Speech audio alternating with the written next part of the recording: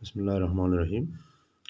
چھٹی جماعت کی اردو سبق کا نام ہے شیر میسور ٹیپو سلطان، صفحہ نمبر 74۔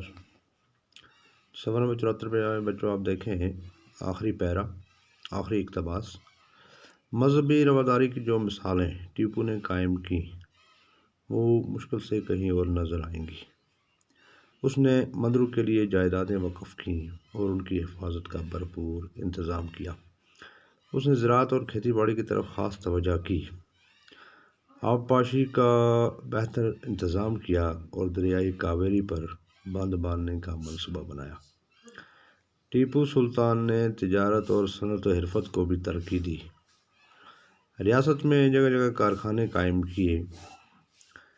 ٹیپو کی دور اندیشی کا اندازہ اس سے بھی لگایا جا سکتا ہے کہ وہ دیسی کپڑے اور دیسی چیزوں کے استعمال کے حق میں تھا اور بدیشی چیزوں کے استعمال سے منع کرتا تھا۔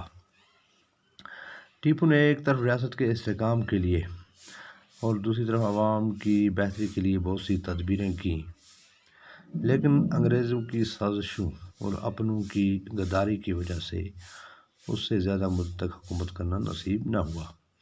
پھر بھی اس نے جو کارنامے انجام دیے وہ ہماری تاریخ کا حصہ ہیں۔ تو بچوں یہ تھا ٹیپو سلطان کے بارے میں سبق۔ اب اس کے کچھ سوالات ہیں۔ سوال نمبر 7 ہے، ٹیپو نے اپنی ریاست میں کیا اصلاحات کی؟ تو اس کا جواب ہے ٹیپو نے علوم و فنون کی سرپرستی کی، اعلیٰ تعلیم کے لیے ایک یونیورسٹی بنائی، بہت سی سماجی برائیوں کو ختم کر دیا، لڑکیوں کی خرید و فروخت اور انسانی قربانی کی رسم کو روکا اور ریاست میں امن و امان قائم کیا۔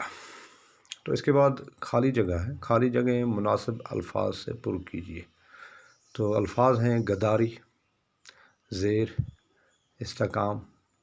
تو پہلا اس کا جو ہے خالی جگہ بھرنے کی، ٹیپو نے ریاست میں ڈیش کی طرف توجہ کی۔ تو اس خالی جگہ میں آئے گا استحکام۔ کیا آئے گا بچوں؟ استحکام۔ ٹیپو کے سرداروں نے ڈیش کر کے انگریزوں کی مدد کی۔ تو اس خالی جگہ میں آئے گا غداری کر کے۔ کیا آئے گا؟ غداری کر کے۔ اسی طرح پھر ہے انگریز چاہتے تھے کہ وہ ایک ایک کر کے سب ریاستوں کو ڈیش کر لیں، تو اس میں آئے گا زیر کر لے۔ تو زیر کا مطلب ہے کہ اپنے قبضے میں لے آئے۔ تو ریاست میں استحکام، اس ڈیش میں آئے گا استحکام، استحکام کی طرف توجہ دی۔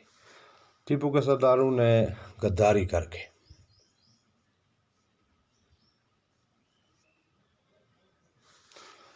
اسی طرح انگریز چاہتے کہ وہ ایک ایک کر کے سب ریاستوں کو زیر کر لیں۔ تو بچوں یہ تھا آج کا سبق۔ امید ہے کہ آپ بھی توجہ دے کے اس کو یاد کرو گے۔ شکریہ۔